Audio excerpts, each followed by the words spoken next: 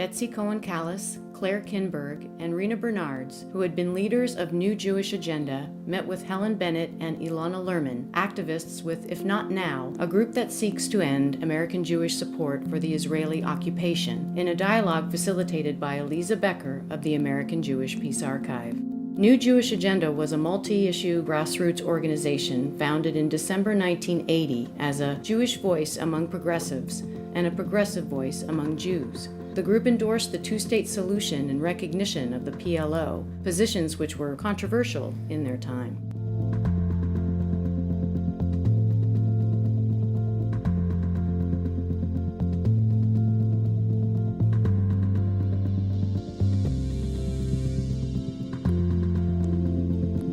As far as the Middle East, one of the things that I've been thinking about is that New Jewish Agenda brought in a lot of Middle East junkies, which is people who were passionate about this issue, who had been working on this issue probably for about a couple of decades before we got started.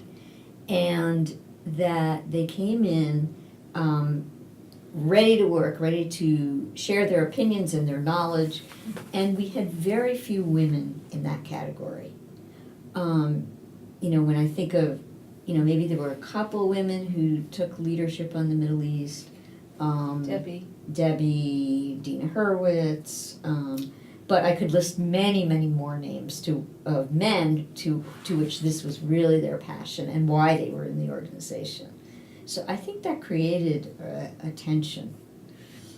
The men were very, they controlled the conversation. And often, like, if I found that in the other spheres of work that Agenda did, there was a lot of listening and more kind of feminist process, even if it wasn't explicitly a feminist. And in the Middle East group, which I never had any desire to join, it felt very competitive and argumentative and conflictual all the time. Right. So my recollection is that probably around 1985, I had heard from so many women who were coming to the National Council meetings, which people came from out of town twice a year, if I recall, and they said that they were afraid to speak up on the Middle East, and they really felt intimidated, and they felt that they didn't have all those facts at their hands, yet they had opinions, but they were very intimidated by the whole thing. So I actually hired a consultant at one of the meetings to come and work with the Women's Caucus about this issue, because it really had become a problem. What did the consultant do? So she met with the women, and the men had another caucus. It was Donna Jensen, who's now a very good friend of mine. I think it was about having a voice and claiming your voice and role-playing and just putting yourself out there. I think I was there, but it's something I don't remember happening. There was, my experience too was that there was a lot of men who were really very vocal on their opinions and very sure of themselves. The thing was that there was also several, but not as many, women. I always felt very intimidated on all the Middle East Did you? issues. It was Yeah. hard for me to speak up. I felt kind of flattened or steamrolled on the Middle East stuff. Much easier to have a voice in other areas. I really credit Jerry a lot for when he went from Brera to forming New Jewish Agenda. He said we have to be multi-issue, so of course feminist issues were right up there. He knew he needed women involved, and of course once people came to the conference, nobody was going to have it any other way. There was something else that I looked up after all this happened when I was thinking about the parity issues within Agenda, like that women, that half of the representative on different organizational bodies need to be women. And I believe it was in 1975 that the Democratic Party instituted gender parity, where all of the delegates to the Democratic conventions had to be half women from every state. And so it wasn't, Jerry might have brought it to Agenda, but it was within Democratic politics. it was something that was not even, I mean, the Democratic Party had already decided that. I was surprised, actually, that to read that, but it was just like a part of the movement of the times. But when we brought tours of Israeli experts, it was mostly men until we focused on let's bring women. Right. Or Right. So I think a transition was the Nairobi Project. So there was the UN Conference on Women, International Conference on Women that took place in Nairobi in 1985. And the one that had taken place in 1980 in Denmark was a disaster in terms of the conflict between Jews and Arabs. So we said, can we do something about this? And organize Jewish-Arab dialogue ahead of the conference to go in there and create something different. And we got a workshop to take place with an Israeli and a Palestinian speaker at this UN conference, which is the first time in 1985, it was the first time any UN conference had mutual recognition between Israeli and Palestinians. So the work leading up to that started us on women's dialogue, and then the conference happened. Christy and I went, and all this incredible stuff happened there in terms of the workshop, and then behind the scenes meetings with Arabs and Jews. And we came back and I think had a new perspective. Wow. It's a really different scene where we're organizing now, I think. I mean, I know, I can say, I think it's powerful to hear just what you were up against and how much feminism was just like right there that you were working with, and how important that was to bring into practice. I think the parity kind of process of calling on a woman and a man and a woman and a man as like a distinct requirement. Nowadays, that is a problem because not everyone identifies as a woman or a man, so you get into a different kind of trouble around that. And in our movement now, with IfNotNow, it's a whole different ballgame in terms of what identities are represented or not, and how we're centering and recentering and remembering and connecting and including with not just women, but people with different gender identities, Jews of color, non-Ashkenazi Jews, Jews with different abilities, working class Jews, Jews of all kinds of non-upper middle class white Ashkenazi experience. That feels like a huge kind of outgrowth of the work that you've done to kind of set up like the back and forth between men and women. That's what I'm thinking about. I had a few things come up for me in listening to you about, well, for one thing, a few weeks ago there was a big training in Boston, and the training team was all women. So it was all women at the front of the room, just like talking about strategy and about like long-term like winning and our structures, and like telling stories and trainings about what anti-Semitism is and what the occupation is. So it's all that stuff that we're used to being intimidated by men around. Women were like leading it. And I got in a conversation with a few of the women who were a part of like the core of IfNotNow, and we were just talking about like in a lot of Jewish social justice spaces it's predominantly women. But we're like, but there's something different in IfNotNow, and we were like, oh, it's that, like, there's a lot of social justice spaces where men just don't show up because it's led by women. But in IfNotNow, there's something has happened, and it's interesting about the Middle East piece. I think that's something I was really curious about, that in that space that there were more men. So it's just interesting with IfNotNow. There are a lot of men who come, but there is definitely because the origins of IfNotNow was, there were so much women, and it was so much a part of the conversation, and it was Wait, what was part of the conversation? Like the presence feminism, of and feminism. like about like, oh wait, like you take like quiet, we need to make sure we listen to a woman, and it was just a part of the culture of like Already.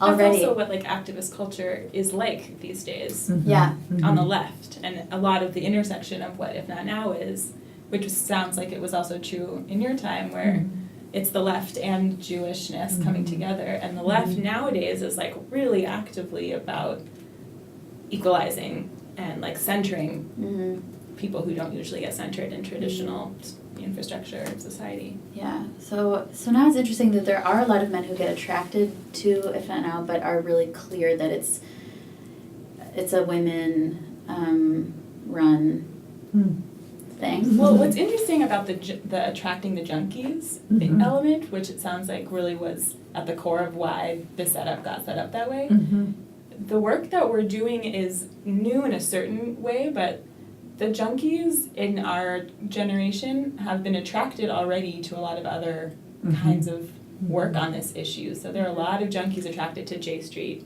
and JVP. I don't know if you would agree with me, but it feels, maybe because the issue is just different in our time, but the like attention to the like male-female balance isn't as present in an urgent way, maybe because it's more subtle and less explicit and so differently problematic. The target is shifting the climate about American Jewish public. So it would be moving the American Jewish public to a place of consenting that there's a problem, which is the occupation. That If That Now is it's not laying out any solutions or tactics or like it's laying out as a American Jewish community, we need to say that the occupation is really bad for the Jews and really bad for the Palestinians.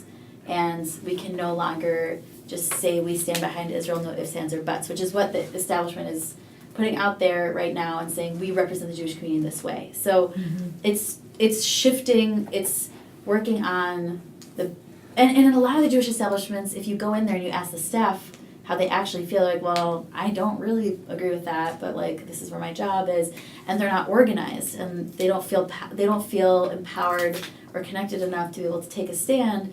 But if there were people across the country do that, people in the organization or people in the organizations across the city they're in who are like, oh yeah, we're all going to do this walkout at the same time, and we know that there's 5,000 people also planning this walkout. It's very ambitious, moving to a point where it'll be clear that the American Jewish community consensus that it's a problem.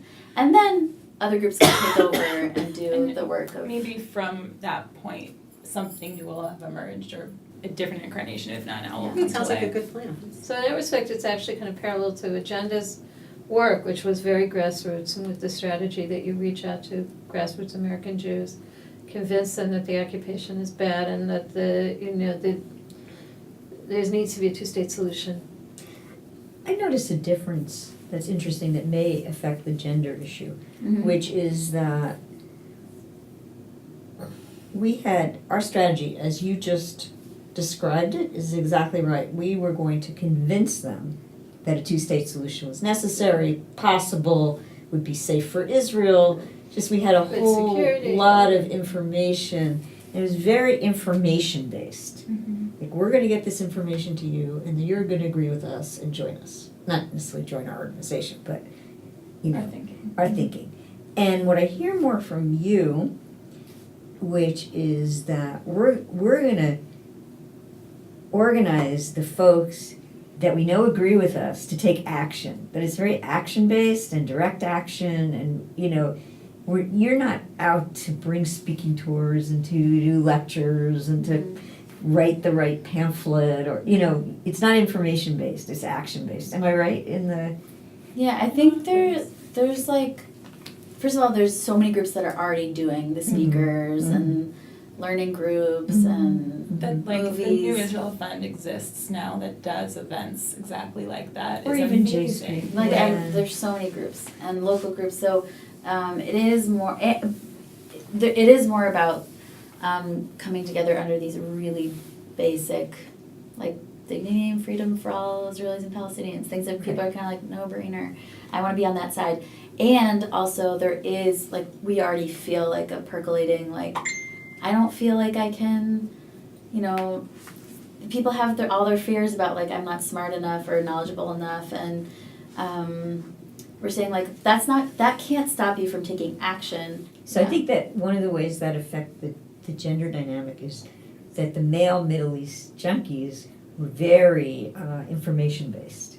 And that, you know, they gravitated to writing statements and putting out brochures and having speakers and, you know, just that information kind of organizing, Oh, interesting. which meant that, you know, information was of value. And Right, you know, yeah. what it was is like, it was the strategy that says, and I have to say that the Israeli peace movement has held to this strategy endlessly, and maybe it doesn't work in human rights organizations, which is, if you know the facts, then you will be convinced that it's wrong and that it shouldn't happen this way. And you know what? That strategy has failed. The information strategy failed. People just don't care. I would say like one of the core strengths of If Not Now, why people are attracted to it, is the culture piece. That it's a really strong storytelling culture, which I think is a women's, like it is held by women mostly. Huge storytelling culture, and then there's this whole culture we have called resonating, which is this thinking from the relational center. So before every training and workshop piece, someone tells a story for about 4 to 7 minutes about what it is that's bringing them to the struggle. It's a personal story. It's really vulnerable. And I wish, you know, that we could have handed you peace and your generation could do something, take it to the next level, as opposed to the Sisyphus rolling the rock up the hill, feeling. So I just want to say that's a bittersweet part for me. I just don't want you to feel too bad about where things are at based Yeah. on your own work, because a lot has happened, and a lot of like terminology has changed, and a lot of infrastructure is different in such a profound way. Just thinking about, like, would it be feasible or reasonable or useful to develop like a new Jewish agenda now? There's so much that exists in the Jewish social justice That's world. right. There's a field. It's called the Jewish Social Justice field. That's right. There's the Jewish Social Justice Roundtable of like over 50 organizations that are like doing this stuff. That's amazing. And that's you guys. Or you That's women. Yeah, you know. It's Very a different inspiring. world, and that is you. You know, I just had a thought about this whole, the traumatic aspect of what happened with Great Rock. And that if I look at like how the people from Breaking the Silence are handling the level of attack that they are under. In You Israel. know, they're in Israel, my friends. And I myself, you know, have also been attacked and, you know, efforts made in delegitimation. And if I look at how they handled that, which was like deep shame and trauma, which basically led them to totally separate themselves out and never talk about it ever again. And like the impulse of the people I know who experienced delegitimation is to fight back. And to say, you know, not to accept it and not to allow it to kind of just exist in a public space. And, you know, it just seems to me like that's also some kind of generational shift Yeah. about our sense of,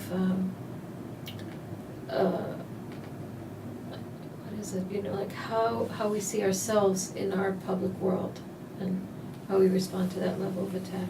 I do feel like it's a different moment in time politically. And as much as you know, you talked about some of the themes, we are how many years after occupation started, and things are much more precarious and much more urgent. And I feel like the situation in Israel is the threat to democracy that we all talked about We did talk about It's it. is unfolding. happening. It's It's unfolding unfolding. before our eyes. And so I feel like it's a different moment in history, which in a way it makes me feel like we all need to get our brains together and say, okay, what do we do? You know. I agree. I really agree. I you know, I live there. I feel it every single day, and I I feel like there's like a black curtain is coming across this way, where it's there. It's really there. And it's really hard. And like now is when American Jews need to be doing their very best thinking. You need to be doing your very best thinking with all of your allies, and it actually gives me tremendous hope. Reflections from me. I think my biggest reflection is just how important it is that we get to have these relationships and get to build here and kind of resonate with each other's experiences and learn that the relationships and the vision and the urgency of now, while things are different in this moment, that there's so much to learn. And I was just thinking about how in Jewish tradition, which is like really what is at the core of If Not Now, the kind of beginning of the big story that If Not Now is telling, is how important it is to be remembering that Jewish tradition is about reinterpretation and is about a living tradition, and is about making what we've been handed our own, but with respect for that which we've been handed. And I feel just so grateful and hopeful at these connections and the learning and support that we get to continue to build with one another as we go forward.